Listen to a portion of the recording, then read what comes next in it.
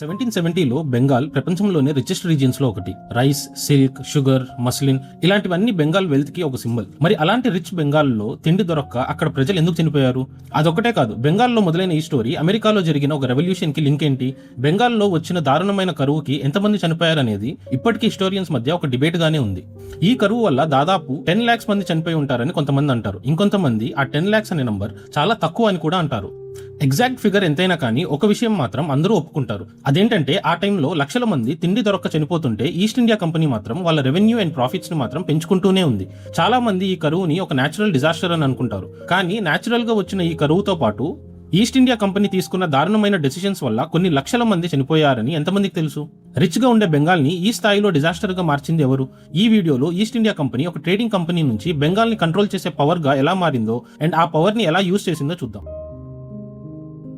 ఈ స్టోరీ అర్థమవ్వాలంటే మనం 1765కి వెళ్ళాలి. బ్యాటిల్ ఆఫ్ బక్సర్ తర్వాత Mughal emperor Shah Alam II east India కంపెనీకి ఒక పవర్ ఇచ్చాడు, అదే దివానీ రైట్స్. సింపుల్ గా చెప్పాలంటే బెంగాల్, బీహార్, ఒడిశాలో ల్యాండ్ రెవెన్యూని కలెక్ట్ చేసే అథారిటీ ఇప్పుడు ఈస్ట్ ఇండియా కంపెనీ చేతుల్లోకి వెళ్ళింది. వినడానికి ఇది ట్యాక్స్ కలెక్ట్ చేయడం అంతే కదా అనిపిస్తుంది, కానీ ఆ ఒక్క డిసిషన్ వల్ల ట్రేడింగ్ కంపెనీ రోల్ మొత్తం మారిపోయింది. మొన్నటి వరకు గూడ్స్ కొని అమ్మిన కంపెనీ ఇప్పుడు రైతుల దగ్గర నుంచి డైరెక్ట్ గా ట్యాక్స్ కలెక్ట్ చేయడం స్టార్ట్ చేసింది. అప్పటి ముఘల్ సిస్టమ్ లో ఒక రైతు పండించిన పంటలో దాదాపు 10 to 15% ట్యాక్స్ కట్టేవారు. ఇలా కొన్ని సెంచరీస్ నుంచి ఇదే సిస్టమ్ ని ఫాలో అయ్యేవారు. కానీ ట్యాక్స్ ని కలెక్ట్ చేసే పవర్ ఎప్పుడైతే కంపెనీ కంట్రోల్లోకి వచ్చిందో వాళ్ళు ట్యాక్స్ రేట్స్ ని మెల్లగా పెంచడం స్టార్ట్ చేశారు. కొన్ని ఏరియాస్ లో ట్యాక్స్ ని ఆల్మోస్ట్ 50% వరకు పెంచేశారు. అంటే రైతులు పండించిన పంటలో సగం కంపెనీకి వెళ్ళిపోయేది. మిగిలిన సగంతో రైతు తన ఫ్యామిలీని పోషించి నెక్స్ట్ సీజన్ కోసం సీడ్స్ ని కూడా సేవ్ చేసుకోవాలి, మళ్ళీ ఫార్మింగ్ కూడా చేయాలి. మరి కంపెనీ ఎందుకు ఇలా చేసింది? ఎందుకంటే లండన్ లో షేర్ హోల్డర్స్ కి ప్రాఫిట్స్ కావాలి, ఆర్మీని మెయింటైన్ చేయాలి, కంపెనీ ఎక్స్పెన్సెస్ అన్ని కవర్ చేయాలి. ఆ బర్డన్ మొత్తం బెంగాల్ రైతుల మీద పడింది. అంతేకాకుండా రెవెన్యూ కలెక్టర్స్ కి కూడా టార్గెట్స్ ఉండేవి. ఎక్కువ ట్యాక్స్ కలెక్ట్ చేస్తే ఎక్కువ కమిషన్, ఎక్కువ రెవెన్యూ తీసుకొస్తే ఎక్కువ రికగ్నిషన్. సింపుల్ గా చెప్పాలంటే రైతు ఎంత ఎక్కువ ఇబ్బంది పడితే ఆఫీసర్ కెరీర్ అంత ఫాస్ట్ గా గ్రో అయ్యేది. దీని రిజల్ట్ 1765లో company profits almost 15 million rupees ఉండేది. అలాంటిది ట్యాక్స్ రేట్స్ పెంచిన తర్వాత కొన్ని ఇయర్స్ లోనే ప్రాఫిట్స్ ఆల్మోస్ట్ 30 మిలియన్ రూపీస్ కి పెరిగిపోయింది. కంపెనీ బాగా రిచ్ అయిపోతుంది. కానీ ఆ వెల్త్ ఎక్కడి నుంచి వస్తుందో అర్థం చేసుకోవాలంటే స్టోరీ ఇప్పుడే మొదలవుతుంది. దివానీ రైట్స్ వచ్చిన తర్వాత ఈస్ట్ ఇండియా కంపెనీ ఒక కొత్త సిస్టమ్ ని ఇంట్రడ్యూస్ చేసింది. దాని పేరు డ్యూయల్ గవర్నమెంట్. పేపర్ మీద చూస్తే బెంగాల్ ని మాత్రం ఇంకా నవాబే రూల్ చేస్తున్నట్టు ఉంటది, కానీ ల్యాండ్ రెవెన్యూ, ట్యాక్స్ కలెక్షన్స్ ఇలాంటివన్నీ మొత్తం కంపెనీ కంట్రోల్లో ఉండేవి. సింపుల్ గా చెప్పాలంటే పవర్ ఒకరి దగ్గర ఉంది, రెస్పాన్సిబిలిటీ ఇంకొకరి దగ్గర ఉంది. కంపెనీ డెసిషన్స్ తీసుకుంటుంది, కానీ ప్రజలకి ఏమైనా ప్రాబ్లం వస్తే బ్లేమ్ మాత్రం నవాబ్ మీద పడేది. ఇలాంటి సిస్టమ్ వల్ల వచ్చిన ప్రాబ్లం ఏంటంటే నవాబ్ ఇంకా కంపెనీ వీళ్ళిద్దరూ ప్రజలకి అకౌంటబుల్ కారు. ఒక రూలర్ దగ్గర పవర్ ఉంటే వాళ్ళకి రెస్పాన్సిబిలిటీ కూడా ఉంటుంది, కానీ బెంగాల్లో ఆ బ్యాలెన్స్ పూర్తిగా బ్రేక్ అయ్యింది. నార్మల్ గా డ్రాట్ వచ్చినప్పుడు రూలర్స్ కొన్ని ఇమీడియట్ స్టెప్స్ తీసుకునే వాళ్ళు. ఎలా అంటే టెంపరీగా ట్యాక్స్ తగ్గించడం, గ్రానరీస్ ఓపెన్ చేయడం, ఫుడ్ ఎక్స్పోర్ట్స్ ని కంట్రోల్ చేయడం, ఇలాంటి మెజర్స్ అన్ని ముఘల్ అడ్మినిస్ట్రేషన్ లో ఆల్రెడీ ఫాలో అయ్యేవారు. చాలా మంది లోకల్ నవాబ్స్ ఇంకా రిచ్ పీపుల్ రెస్పాన్సిబిలిటీ తీసుకుని ఫ్రీగా ఫుడ్ కూడా డిస్ట్రిబ్యూట్ చేసేవాళ్ళు. కానీ ఇప్పుడు సిచ్యువేషన్ మొత్తం మారిపోయింది. డెసిషన్స్ తీసుకుంటుంది కంపెనీ ఆఫీషియల్స్. వాళ్ళు ఆన్సర్ చేయాల్సింది బెంగాల్ ప్రజలకి కాదు, లండన్ లో ఉన్న బోర్డ్ ఆఫ్ డైరెక్టర్స్ కి. అందుకే వాళ్ళకి బెంగాల్ వెల్ఫేర్ కన్నా రెవెన్యూ టార్గెట్స్ ఎక్కువ ప్రయారిటీ అయిపోయింది. ఫస్ట్ లో ఆ డిఫరెన్స్ పెద్ద ప్రాబ్లం లా కనిపించలేదు, కానీ ఎప్పుడైతే నేచర్ టెస్ట్ చేసిందో అప్పుడు ఈ సిస్టమ్ లో ఉన్న వీక్నెస్ మొత్తం బయటపడింది. అదే 1769 to 1770లో వచ్చిన అతిపెద్ద డ్రాట్. బెంగాల్లో వచ్చిన ఆ కరువు ఏ రేంజ్ లో ఉందో తెలుసుకోవాలంటే ముందు బెంగాల్ ఎంత రిచ్ గా ఉండేదో తెలియాలి. 1760s లో బెంగాల్ ఇండియాలోనే కాదు ప్రపంచంలోనే రిచెస్ట్ రీజియన్స్ లో ఒకటి. రైస్, సిల్క్, షుగర్, మస్లిన్ ఇలాంటి అన్ని బెంగాల్ నుంచి Europe, middle east, south east Asia వరకు ఎక్స్పోర్ట్ అయ్యేవి. అప్పటి హిస్టోరియన్స్ అండ్ ట్రావెలర్స్ రికార్డ్స్ ప్రకారం బెంగాల్ ఎకానమీ చాలా యూరోపియన్ కంట్రీస్ కన్నా స్ట్రాంగ్ గా ఉండేది. ఢాకాలో తయారైన మస్లిన్ గురించి అయితే ప్రత్యేకంగా చెప్పుకోవాలి. అది ఎంత ఫైన్ గా ఉండేదంటే ఒక ఫుల్ క్లాత్ ని చిన్న రింగ్ మధ్యలో నుంచి పాస్ చేయొచ్చు అని ఫారెన్ ట్రావెలర్స్ రాశారు. అందుకే యూరోప్ లో దానికి ఓవెన్ ఎయిర్ అని పేరు కూడా వచ్చింది. కానీ బెంగాల్ రిచ్నెస్ ఒక్క ప్రోడక్ట్ వల్ల రాలేదు. అది సెంచరీస్ పాటు బిల్డ్ అయిన irrigation systems, trade networks, skilled artisans, stable taxation ఇలా చాలా సిస్టమ్స్ కలిసి వెల్త్ ని క్రియేట్ చేసింది. మెయిన్ గా ఆ టాక్సేషన్ సిస్టమ్ రైతులని పూర్తిగా బ్రేక్ చేయకుండా బ్యాలెన్స్ మెయింటైన్ చేసేది. అందుకే అగ్రికల్చర్, ట్రేడ్ రెండు స్టేబుల్ గా నడిచేవి. కానీ కంపెనీ కంట్రోల్ లోకి వచ్చాక ఆ బ్యాలెన్స్ మెల్లగా మారడం స్టార్ట్ అయింది. వెల్త్ ని క్రియేట్ చేసే సిస్టమ్ కాస్త వెల్త్ ని ఎక్స్ట్రాక్ట్ చేసే సిస్టమ్ గా మారిపోయింది. కాదు, మార్చేశారు. కానీ నేచర్ టెస్ట్ చేసినప్పుడు బెంగాల్ ఎంత వల్నరబుల్ గా మారిందో అందరికీ అర్థమైంది. 1768లో బెంగాల్లో కొన్ని డిస్ట్రిక్ట్స్ నుంచి వెదర్ రిపోర్ట్స్ రావడం స్టార్ట్ అయ్యాయి. ముర్షిదాబాద్, బీర్భూమ్, రాజ్షాహి లాంటి ఏరియాస్ లో వర్షాలు నార్మల్ కన్నా చాలా తక్కువగా పడ్డాయి. 1769కి వచ్చేసరికి పరిస్థితి ఇంకా సీరియస్ అయ్యింది. ఆగస్ట్ 1769 నుంచి జనవరి 1770 వరకు చాలా చోట్ల సరిగ్గా వర్షాలు పడలేదు. బెంగాల్ అగ్రికల్చర్ మొత్తం మాన్సూన్ మీద డిపెండ్ అయి ఉండేది. వర్షాలు పడకపోవడంతో హార్వెస్ట్ దెబ్బతినింది. రైతుల దగ్గర ఆల్రెడీ రిజర్వ్స్ తక్కువగా ఉండటం వల్ల ఫుడ్ షార్టేజ్ మెల్లగా స్టార్ట్ అయింది. 1769 ఎండింగ్ కి గ్రెయిన్ ప్రైసెస్ ర్యాపిడ్ గా పెరగడం స్టార్ట్ అయింది. ఫస్ట్ లో ఒక సీర్ రైస్ 1 పైసా ఉండేది. కానీ కొన్ని మంత్స్ లోనే ఆ ప్రైస్ చాలా రెట్లు పెరిగిపోయింది. కామన్ పీపుల్ కి రోజు తినడానికి రైస్ కొనడం కూడా కష్టమైపోయింది. అప్పుడే ఈ డ్రాట్ రియల్ ఇంపాక్ట్ కనిపించడం స్టార్ట్ అయ్యింది. ఫార్మర్ కంపెనీ ఎంప్లాయీ తర్వాత విసిల్ బ్లోవర్ గా మారిన బోల్ట్స్ తన బుక్ లో ఏం రాశాడంటే, ప్రజలు చెట్ల ఆకులు తింటున్నారని, ఇంకా చనిపోయిన జంతువుల మాంసం తింటున్నారని రాశాడు. హిస్టారియన్ విలియం విల్సన్ హల్టర్ రికార్డ్స్ ప్రకారం రైతులు ముందు వాళ్ళ పశువులను అమ్మేశారు, తర్వాత వ్యవసాయ పనిముట్లను కూడా అమ్మేశారు, చివరికి నెక్స్ట్ సీజన్ కోసం దాచుకున్న సీడ్ గ్రెయిన్స్ ని కూడా తినేశారు. కొన్ని చోట్ల వాళ్ళు వాళ్ళ పిల్లల్ని కూడా అమ్మడానికి ట్రై చేశారని ఆయన రాశాడు. కానీ కొన్ని రోజుల తర్వాత కొనడానికి కూడా ఎవరు మిగలలేదు. ఇదంతా బయట వాళ్ళు రాసిన అకౌంట్స్ మాత్రమే కాదు, కంపెనీ అఫీషియల్స్ పంపిన లెటర్స్ లో కూడా ఇదే సిచ్యువేషన్ కనిపిస్తుంది. ముర్షిదాబాద్ లో ఉన్న రిచార్డ్ బెచర్, రంగ్పూర్ లో ఉన్న జాన్ గ్రోసే లాంటి ఆఫీసర్స్ గ్రౌండ్ రియాలిటీని కాల్కటాకి ఫ్రీక్వెంట్ గా రిపోర్ట్ చేశారు. ఇలా ఒక డిస్ట్రిక్ట్ తర్వాత ఇంకో డిస్ట్రిక్ట్ నుంచి వార్నింగ్స్ వెళ్తూనే ఉన్నాయి, పరిస్థితి చేయి దాటిపోతుందని. 1770 మేకి వచ్చేసరికి కొన్ని రిపోర్ట్స్ ప్రకారం ఒక డిస్ట్రిక్ట్ పాపులేషన్ లో 1/3 మంది ప్రజలు కనిపించకుండా పోయారు. జూన్ వచ్చేసరికి ఎవ్రీ 16 మెంబర్స్ లో 6 మెంబర్స్ చనిపోయారని రికార్డ్స్ చెప్తున్నాయి. విలేజ్ తర్వాత విలేజ్ ఖాళీ అవ్వడం స్టార్ట్ అయింది. ట్రావెలర్స్ రాసిన అకౌంట్స్ ప్రకారం చనిపోయిన వాళ్ళకి ప్రాపర్ గా బరియల్ కూడా చేయలేని పరిస్థితి వచ్చేసింది. కాల్కటా లాంటి సిటీస్ కి చుట్టుపక్కల ఏరియాస్ నుంచి ఫుడ్ కోసం వస్తున్నారు.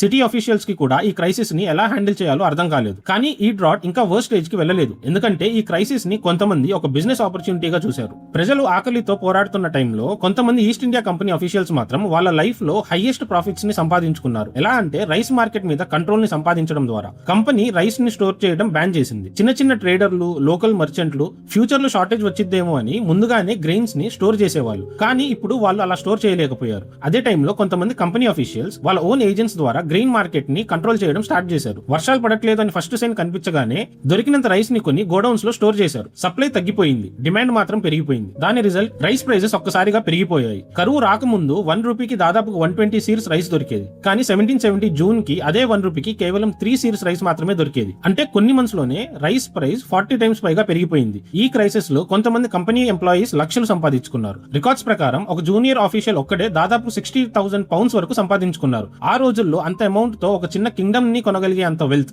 బెంగాల్ ప్రజలు ఇంతలా పెరిగిపోయిన ప్రైజెస్ గురించి నవాబ్ దగ్గర కంప్లైంట్ చేయడానికి ట్రై చేశారు. కానీ ఆ కంప్లైంట్ కాల్కటాలో ఉన్న కంపెనీ కౌన్సిల్ ముందుకు వెళ్ళినప్పుడు దాన్ని సీరియస్ గా తీసుకోలేదు. అప్పటికి కరువు ఒక నేచురల్ డిసాస్టర్ మాత్రమే కాదు, అది ప్రాఫిట్ జనరేట్ చేసే బిజినెస్ గా కూడా మారిపోయింది. ప్రజలు ఆకలితో చనిపోతున్నారు, విలేజెస్ ఖాళీ అవుతున్నాయి, రెవెన్యూ తగ్గిపోతుందేమో అని అనుకున్నారు. కానీ అక్కడ జరిగింది అది కాదు. 1770 ఏప్రిల్ లో east India company next year land tax ని ఇంకో 10% పెంచుతున్నట్టు అనౌన్స్ చేసింది. ట్యాక్స్ కట్టకపోతే పనిష్మెంట్స్ ఉండేవి. రెవెన్యూ కలెక్టర్స్ చాలా చోట్ల వైలెంట్ మెథడ్స్ ని యూజ్ చేసేవారు. చాలా మంది రైతులు ఇంట్లో వాళ్ళు ఆకలితో బాధపడుతున్నా ట్యాక్స్ కలెక్టర్ ఎప్పుడు వస్తాడో అని ఎక్కువ భయపడేవాళ్ళు. అయినా సరే కంపెనీ రెవెన్యూ మాత్రం చాలా టైం వరకు తగ్గలేదు. రెవెన్యూ రికార్డ్స్ ప్రకారం 1770 to 1771 మధ్యలో కలెక్షన్స్ కొంచెం తగ్గినా 1771 కి మళ్ళీ రికవర్ అయ్యాయి. అంతేకాదు 1768 లో ఎంత రెవెన్యూ కలెక్ట్ చేశారో అంతకన్నా ఎక్కువ రెవెన్యూని 1771 లో కలెక్ట్ చేశారు. అంటే లక్షల మంది చనిపోయిన తర్వాత కూడా మిగిలిన వాళ్ళ మీద ఎక్కువ బర్డెన్ వేసి కంపెనీ తన ఇన్కమ్ ని రికవర్ చేసుకుంది. అప్పటి గవర్నర్ వారెన్ హేస్టింగ్స్ కూడా ఈ విషయాన్ని తర్వాత అక్నాలెడ్జ్ చేశాడు. రెవెన్యూ ఇంత స్టేబుల్ గా ఉండడానికి రీజన్ కలెక్షన్స్ ని దారుణంగా పెంచడం అని తన లెటర్ లో రాశాడు. ఇదే హేస్టింగ్స్ 1782 లో రాసిన మరో లెటర్ లో ఇంకొక ఇంట్రెస్టింగ్ పాయింట్ చెప్పాడు. కంపెనీ ప్రొక్యూర్మెంట్ లో చాలా ఐటమ్స్ కి ఒరిజినల్ కాస్ట్ కన్నా 30 to 50% ఎక్కువ పే చేస్తున్నారని రాశాడు. అంటే కరప్షన్ అనేది ఈ డ్రాట్ టైం కి మాత్రమే పరిమితం కాలేదు, మొత్తం సిస్టమ్ లోనే ఉంది. ఇంకా ఒక నంబర్ గుర్తుపెట్టుకోవాలి, 1770 to 1771 మధ్యలో కరువు ఇంకా పీక్ లో ఉన్నప్పుడు ఈస్ట్ ఇండియా కంపెనీ లండన్ కి దాదాపుగా 1 మిలియన్ పౌండ్స్ ని పంపింది. ఇప్పటి వాల్యూలో చూస్తే అది ఆల్మోస్ట్ 100 మిలియన్ పౌండ్స్ కి ఈక్వల్ గా ఉంటది. ఒక పక్కన బెంగాల్లో ప్రజలు ఆకలితో చనిపోతున్నారు, ఇంకో పక్కన లండన్ లో company share holders record profits చూస్తున్నారు.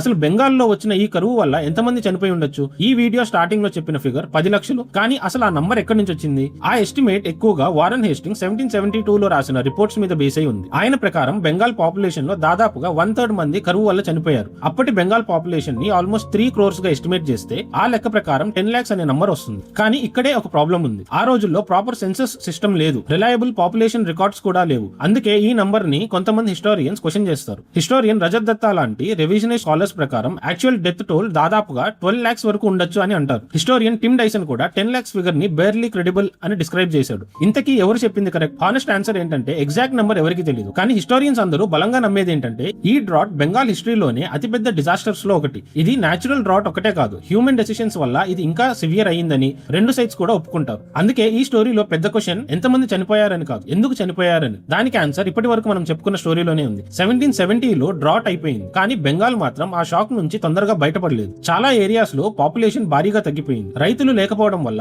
చాలా భూములకి సాగు లేకుండా పాడైపోయాయి. బీర్భూమ్ లాంటి రీజియన్స్ లో కొన్ని విలేజెస్ డెకేడ్స్ వరకు అడవిలా మారిపోయి అక్కడ ట్రావెల్ చేయడం కూడా కష్టమని అప్పటి రికార్డ్స్ చెప్తున్నాయి. లేబర్ షార్టేజ్ వల్ల అగ్రికల్చర్ మళ్ళీ నార్మల్ అవ్వడానికి చాలా ఇయర్స్ పట్టింది. పట్టింది. ఈ కరువు నుంచి బయటపడిన వాళ్ళలో చాలా మంది బతకడం కోసం వేరే మార్గాలు ఎంచుకున్నారు. ఈ పీరియడ్ తర్వాత బెంగాల్లో బ్యాండిట్ గ్యాంగ్స్, థగ్స్ లాంటి గ్రూప్ ఎక్కువగా కనిపించడం స్టార్ట్ అయ్యింది. 1770లో బెంగాల్లో వచ్చిన ఈ డ్రాట్ ఎకానమీని మాత్రమే కాదు, సొసైటీని కూడా మార్చేసింది. ఈ కలెక్టివ్ ట్రామా తర్వాత కొన్ని రీజియన్స్ లో కాళీదేవి వర్షిప్ ఇంకా ఎక్కువ అయ్యింది. ఆ సఫరింగ్ నుంచి బయటపడటానికి ప్రజలకి ఒక స్పిరిచువల్ యాంకర్ అవసరమైంది. ఎకనామిక్ గా చూస్తే డ్యామేజ్ ఇంకా డీప్ గా ఉంది. టెక్స్టైల్ ఇండస్ట్రీ మీద కూడా దీని ఎఫెక్ట్ పడింది. వీవర్స్ చనిపోవడం, స్కిల్డ్ లేబర్ తగ్గిపోవడం వల్ల కొన్ని ట్రెడిషనల్ క్రాఫ్ట్స్ నెక్స్ట్ జనరేషన్స్ కి ట్రాన్స్ఫర్ అవ్వలేకపోయాయి. ఈ drought effect east India company మీద కూడా ప్రెషర్ క్రియేట్ చేసింది. లండన్ పార్లమెంట్ లో ఒక ట్రేడింగ్ కంపెనీకి ఇంత పవర్ ఇవ్వడం కరెక్టా అనే క్వశ్చన్స్ రైజ్ అవ్వడం స్టార్ట్ అయ్యాయి. 1772లో Warren Hastings dual government system ని ఆపేసి బెంగాల్ ని డైరెక్ట్ గా కంపెనీ కంట్రోల్ లోకి తీసుకున్నాడు. ఇక్కడ గమనించాల్సిన విషయం ఏంటంటే అడ్మినిస్ట్రేటివ్ రిఫార్మ్ అయితే జరిగింది, కానీ జస్టిస్ మాత్రం జరగలేదు.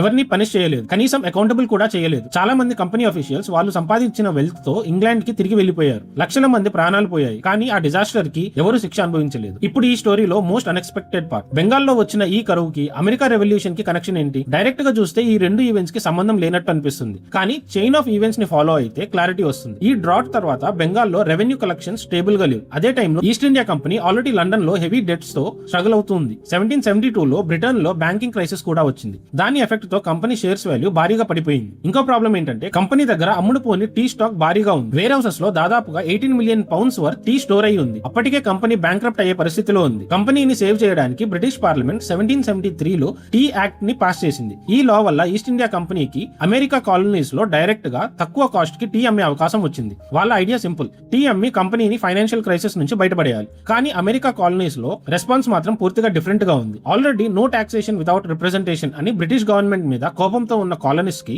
ఇప్పుడు ఈస్ట్ ఇండియా కంపెనీ మీద కూడా కోపం పెంచుకున్నారు. బెంగాల్ డ్రాట్ గురించి వచ్చిన రిపోర్ట్స్, పాంప్లెట్స్ కూడా అమెరికాలో సర్క్యులేట్ అయ్యాయి. ప్రజలని ఎక్స్ప్లాయిట్ చేసిన అదే కంపెనీ ఇప్పుడు అమెరికన్ మార్కెట్ ని కూడా కంట్రోల్ చేయడానికి ట్రై చేస్తుంది. చాలా మంది భయపడ్డారు. ఆ టెన్షన్ 1773 డిసెంబర్ 16న పీక్ కి వెళ్లిపోయింది. కొంతమంది కాలనిస్ట్ నేటివ్ అమెరికన్స్ లాగా డ్రెస్ చేసుకుని కంపెనీ షిప్స్ ఎక్కి 340కి పైగా టీ బ్యాగ్స్ ని బోస్టన్ హార్బర్ లో పడేశారు. హిస్టరీలో ఆ ఇన్సిడెంట్ ని బోస్టన్ టీ పార్టీ అని కూడా అంటారు. ఆ ఇన్సిడెంట్ అమెరికా రెవల్యూషన్ కి ఒక మేజర్ ట్రిగర్ పాయింట్ అయ్యింది. అంటే బెంగాల్ డ్రాట్ ఒక్కటే అమెరికా రెవల్యూషన్ ని స్టార్ట్ చేసిందని కాదు, Bengal drought east India company financial crisis ని ఇంకా వర్స్ అయ్యేలా చేసింది. ఆ క్రైసిస్ టీ యాక్ట్ కి దారి తీసింది. టీ యాక్ట్ నుంచి బోస్టన్ టీ పార్టీకి కొన్నిసార్లు ఒక కాంటినెంట్ లో తీసుకున్న డెసిషన్స్ ఇంకో కాంటినెంట్ హిస్టరీని కూడా మార్చేస్తాయి అంటే ఇలానేనేమో. ఇప్పుడు ఒక్కసారి ఈ వీడియో ఫస్ట్ లో అడిగిన క్వశ్చన్ కి వద్దాం. ప్రపంచంలోనే రిచెస్ట్ రీజియన్స్ లో ఒకటైన బెంగాల్లో ప్రజలకి తిండి దొరక్క ఎందుకు చనిపోయారు? దీనికి ఆన్సర్ కేవలం డ్రాట్ మాత్రమే కాదు, ఈ టైంలో సిచ్యువేషన్ ని సరిగ్గా హ్యాండిల్ చేయలేకపోయి కంపెనీ తీసుకున్న డెసిషన్స్ కూడా.